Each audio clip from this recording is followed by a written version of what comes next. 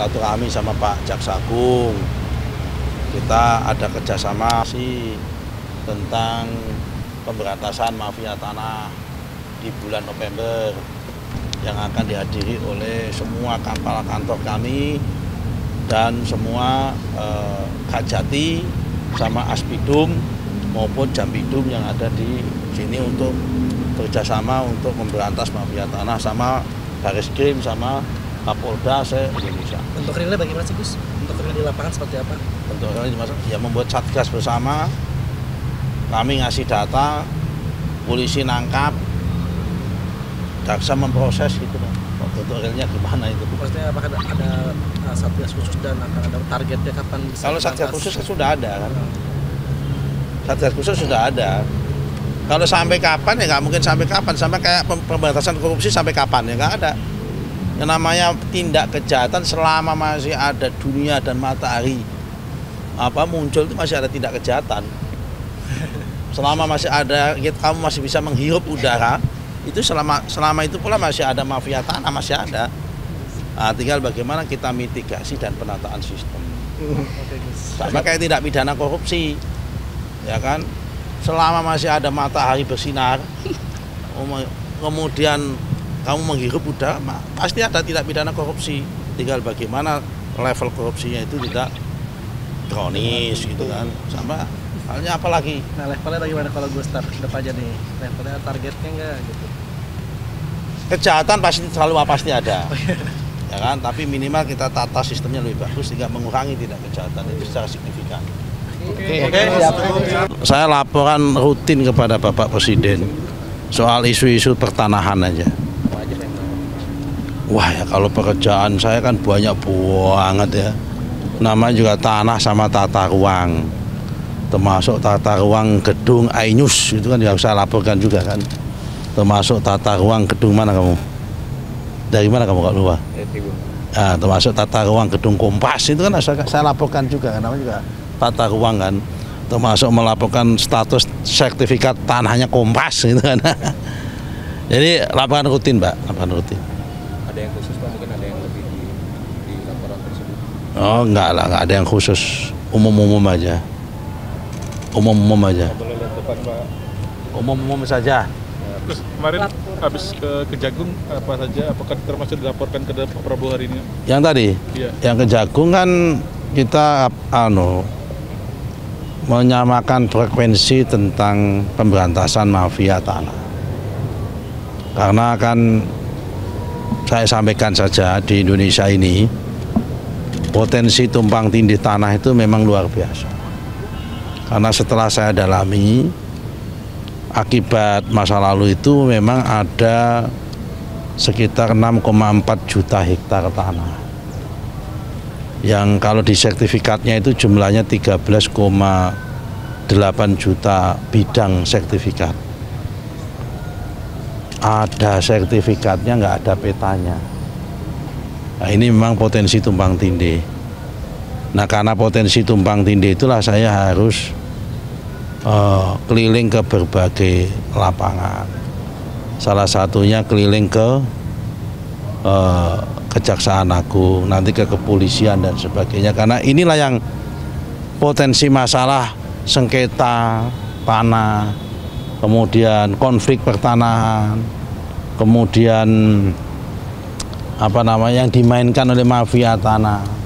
Objeknya itu ada di mayoritas ada di 6,4 juta hektar ini. Yang ini. Setiap ada konflik itu saya lihat itu selalu saya review ini objeknya di situ. Karena selama ini objeknya selalu di situ terus-menerus, maka kami datang ini harus mau nggak mau kan harus kita selesaikan ini. Kalau toh nggak bisa menyelesaikan semua, minimal kan harus saya mengurangi. Tinggal 1 juta atau berapa kayak itu. Supaya apa potensi konflik dan sengketa pada kemudian hari itu menurun. Kalau nggak selesai kan akan konfliknya akan terus-menerus akan berkurang. Yang 6,4 juta itu tuh kebanyakan di pulau mana Pak atau daerah mana? Merata. Kalau soal mafia tanah kan saya kemarin udah ngomong. Saya minta kepada APH supaya dikenakan pasal berlapis. Tidak hanya tindak pidana umum atau tindak pidana korupsi, tapi kan TPPU-nya itu untuk efek jerahnya. sekitar. Kalau IKN kan kewenangannya tadi, kewenangannya IKN, otoritas IKN. Kalau di sekitar IKN yang menopang di luar wilayah IKN itu kewenangan kita. Nah, itu kita bebaskan, kita perkenalkan sesuai dengan tingkat kebutuhan.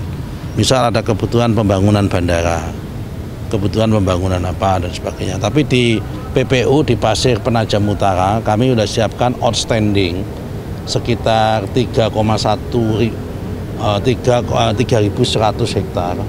Itu untuk kepentingan, saya serahkan kepada Bank Tanah untuk menopang kepentingan logistik IKN mendatang. Apakah bandara, apakah gudang, apakah pelabuhan, apakah nanti perumahan pekerja atau apa kalau dibutuhkan di situ. Yang di luar sekitar area IKN, bukan di kawasan IKN tapi di luar area IKN. Pak, karena kalau IKN sendiri itu murni kewenangannya otoritas IKN. Pak, yang sebelumnya kan ada 2087 hektar Pak yang dibilang bermasalah di IKN Pak, itu termasuk untuk lahan tol sama bandara Pak.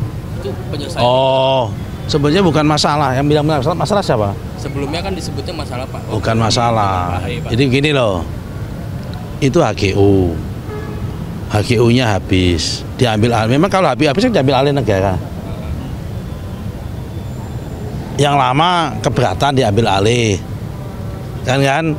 Kemudian yang lama keberatan diambil alih, ada sebagian penduduk menempatin, ya kan? Ya tinggal yang menempatin. Kalau itu rakyat, kan ada kewajiban 30% tanah yang dikelola oleh Land Bank itu harus dibuat reforma agraria. Jadi orang yang menempati, yang katakanlah orang yang sudah lama menempati di situ, yang mengklaim di situ, tinggal diatur, dikasih bagian dilegalisasi untuk land reform atau pembagian land reform. Land reform ada dua strategi kan, dikasih tanah atau mereka yang udah kadung menduduki dilegalisasi. Nah, karena mereka udah kadung menduduki dilegalisasi, tinggal masalah isunya adalah jumlah. Karena kalau land reform kan jumlahnya nggak boleh banyak, nggak boleh hektar-hektaran. Mungkin hanya setengah, kalau untuk mungkin setengah hektar, 4 hektar. Kalau lahan pertanian mungkin maksimal 5 hektar dan sebagainya. Kalau untuk land reform, saya kira itu ya. Aman kan? Pak, yang soal 537 perusahaan sawit kan katanya kena denda ya Pak?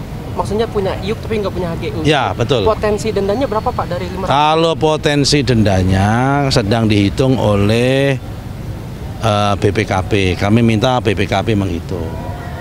Jadi kan itu sejarahnya begini Mas.